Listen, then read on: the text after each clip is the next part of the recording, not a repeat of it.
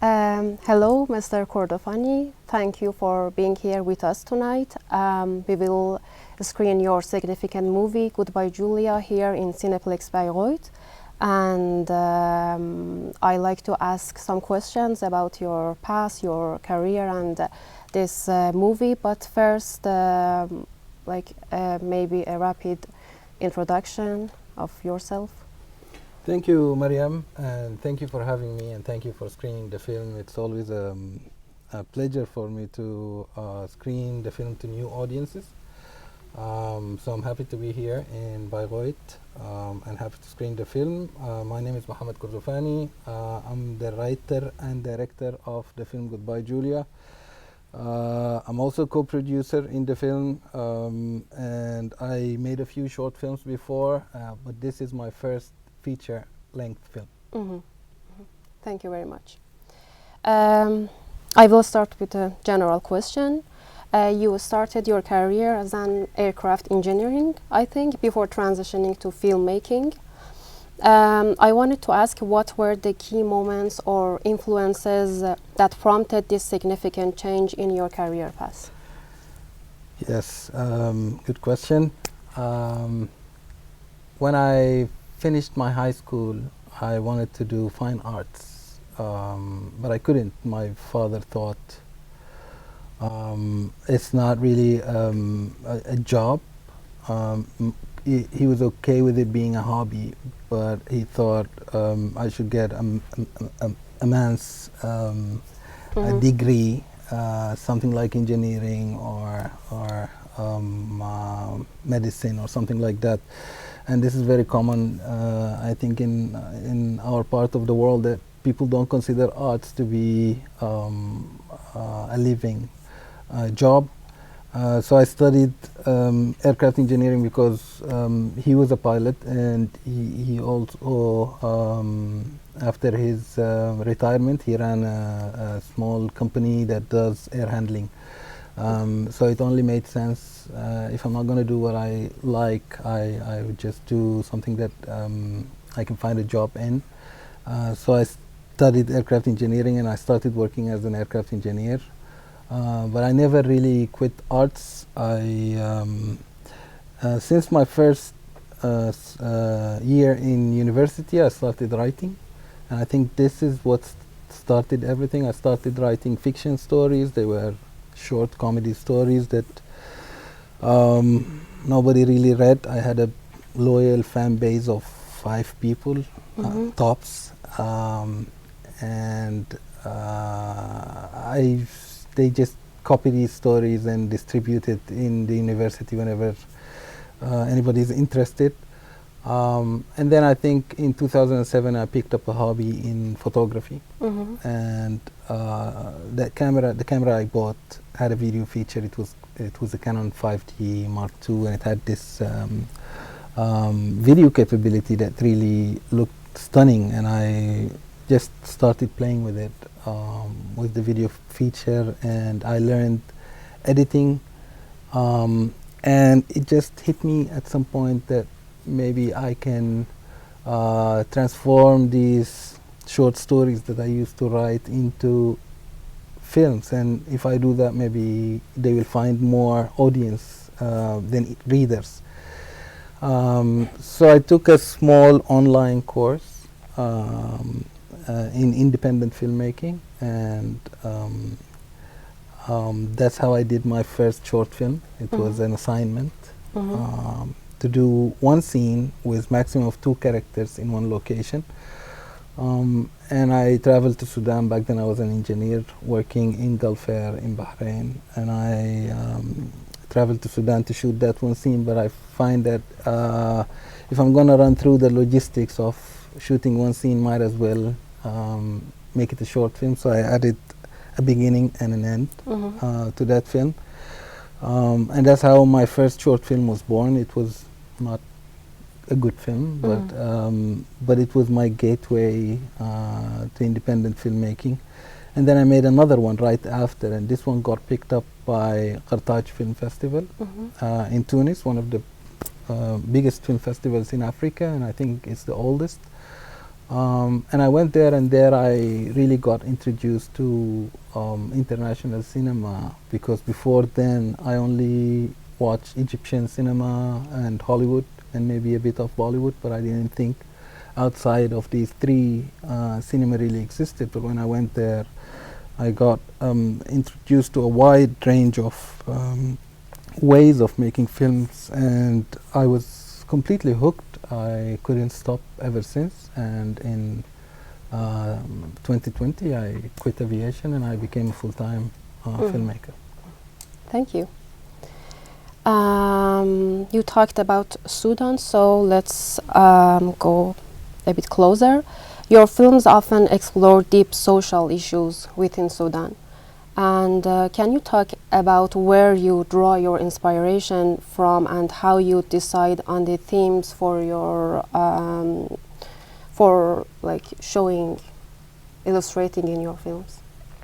I think each film is different, but for Goodbye Julia, the writing of Goodbye Julia started with the revolution in Sudan, and this also coincided with me moving from Bahrain and going back to Sudan, and really dreaming of a country, a new country, the way we all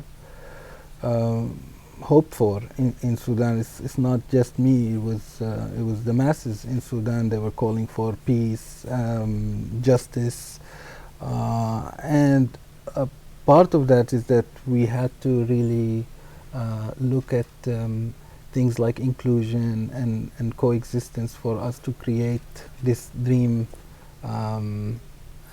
country that we want to live in.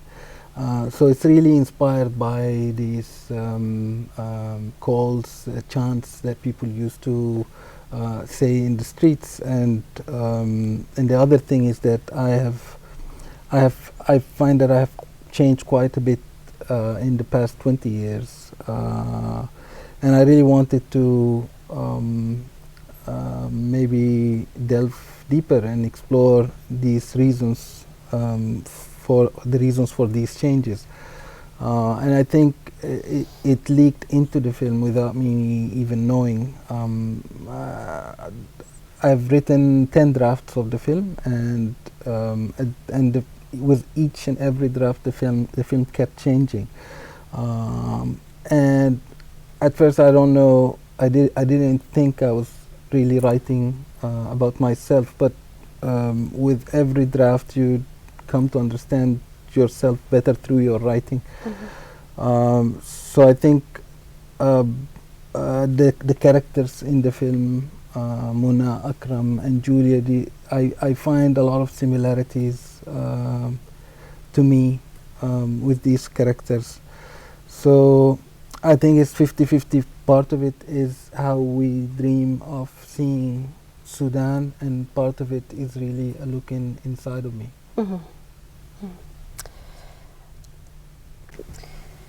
Okay, the next question. What are some of the unique challenges you face as a filmmaker in Sudan, and how do you navigate these challenges to tell your stories? Oh wow, there's plenty of challenges that we can go through. But in the history of Sudan, I think we have less than 10 feature film, at least fiction feature films. So there is really no infrastructure in Sudan for cinema. So everything you do is, you're doing it from scratch. You're not really utilizing any available system or available resources. You're doing everything from scratch. We had to ship equipment from Egypt and from Germany, actually. Ari was kind enough to sponsor the film and send us a camera and grip gear. And for the lights, we had to bring them from Egypt. The post-production has been entirely done outside of Sudan.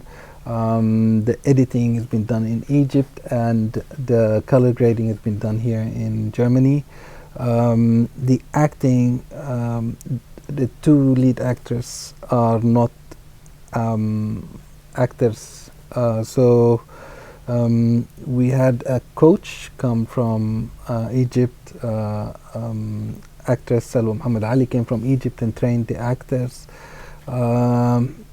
So everything is you have to really look for ways to overcome these challenges.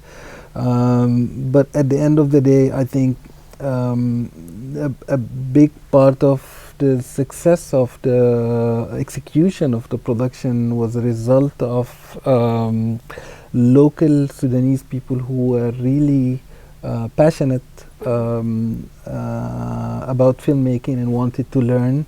There is a hunger in the young filmmakers in Sudan to learn more, and also the film in a way was part of the revolution to most of the crew and the cast that are in the film. So this really helped us, because when we started the shooting of the film, this was during a military coup in Sudan, and there was a lot of protests, and the security forces would usually block roads and bridges, so we cannot get from one place to another.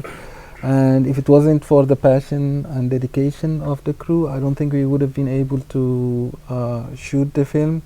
We have managed to shoot everything in 34 shooting days in a span of 40 or 42 days. So it's really, for me, it's really amazing how this crew managed to shoot everything. So yeah, I think so. Plenty of challenges. Yes. This movie, Goodbye Julia, has been well received internationally. And could you highlight some of the key milestones that this movie has achieved during its screening at various festivals? Yeah, it has been a wonderful journey, and I feel grateful to so many milestones in it. I think it all started with Cannes Film Festival picking the film and winning the Freedom Prize. This has allowed the film to really tour the world. Another milestone, I think, when the film was doing the Oscar campaign in USA, Lupita Nyong'o, the Oscar winner actress, joined the film as an executive producer, and this really gave the film a lot of exposure in the States and I think worldwide. The film also won the Jean Renoir Award in France, which is awarded by the Ministry of Education there, and which includes the film in the curriculum for high school students in France. This was really a unique moment, a special moment for me, because I always felt like maybe I'm not doing the right thing, because I never really studied cinema. As you said, I studied aircraft engineering, so at times I felt like I don't know what I'm doing and maybe I'm doing the wrong thing. And it's moments like these when your film is included in the curriculum for cinema. You really stop to appreciate a moment like this. I think a highlight for me also is the screening in South Sudan. That was a special day. Thank you.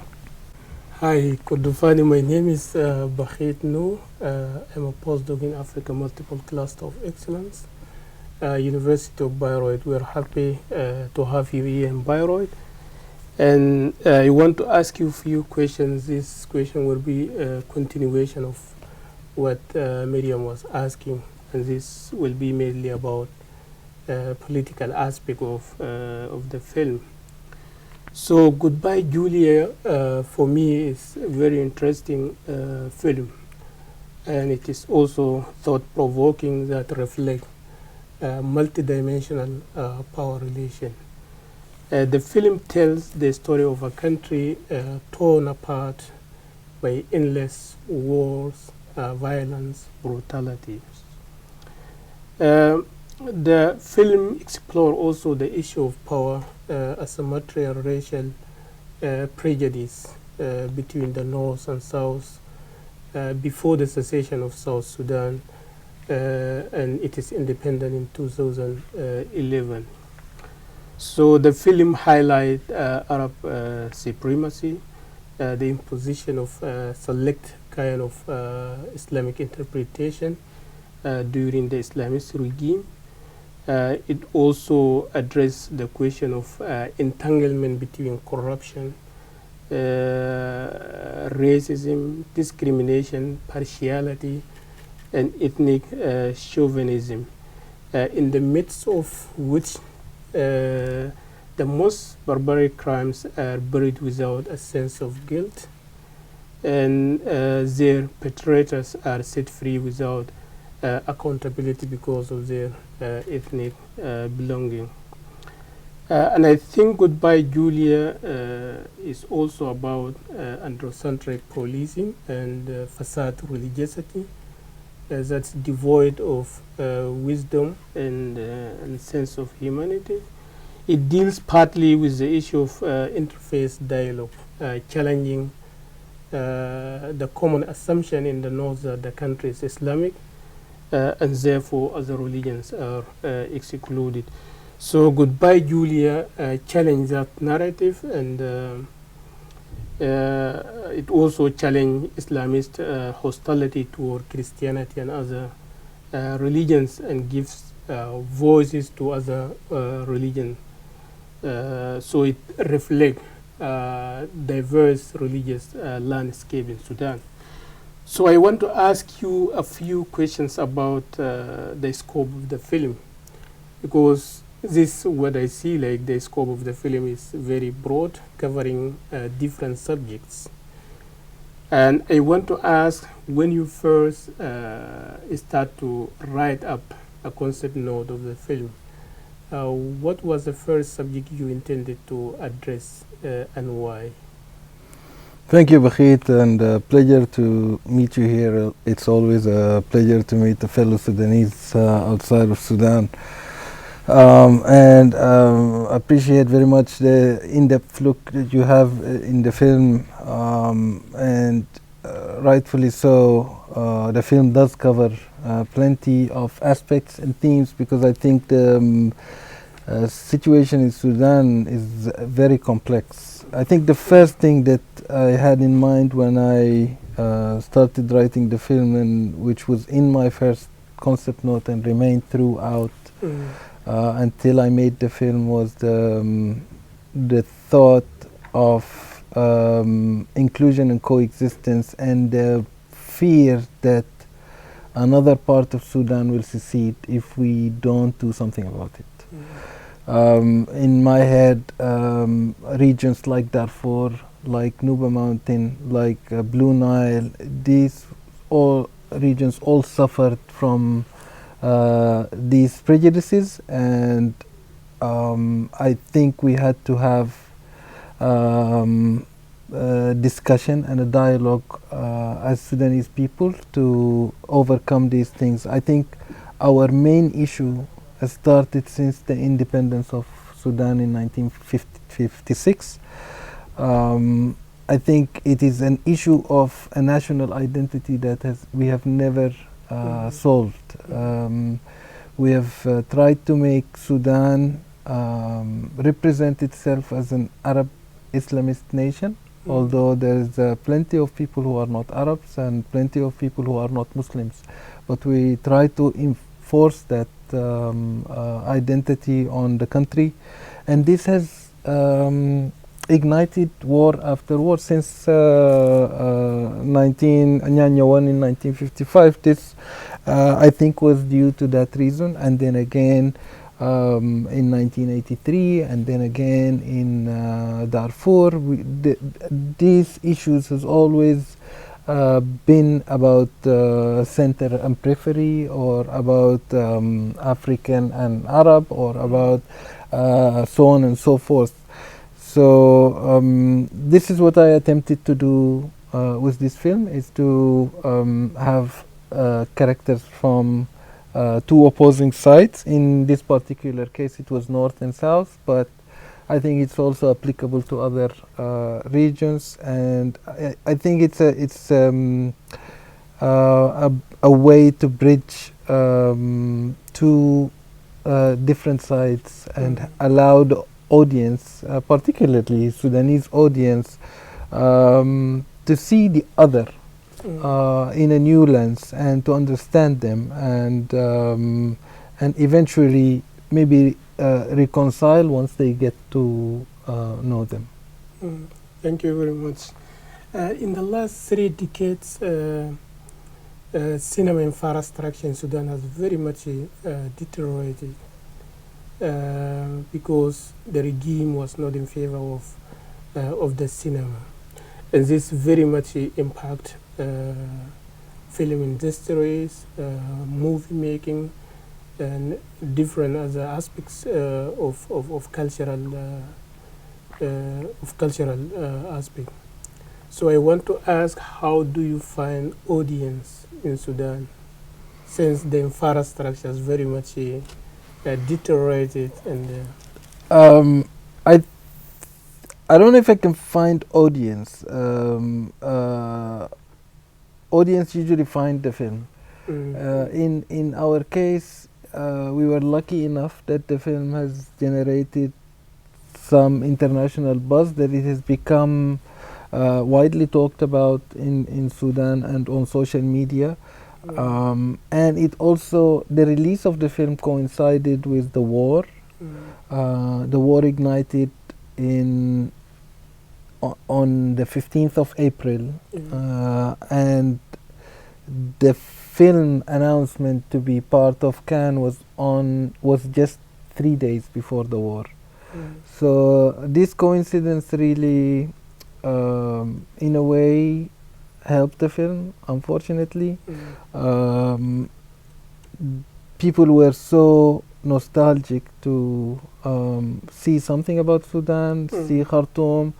So and there was an influx of refugees who moved out of Sudan to Egypt. So by the time the film was released in theaters in Egypt, there was already a lot of people in Egypt, Sudanese people in Egypt, who were queuing to watch the film. And we've expanded from, I think, 3 or 4 independent cinema halls to around 30, because there was a high demand for the film in Egypt.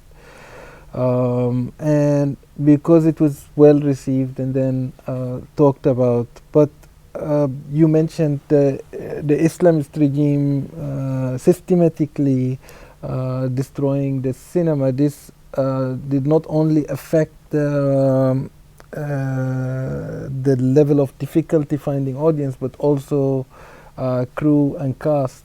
Thank you very much for these thorough answers, and we will have a further discussion when the film is displayed. Thank you very much. Thank you for having me, Bakheit. Thank you.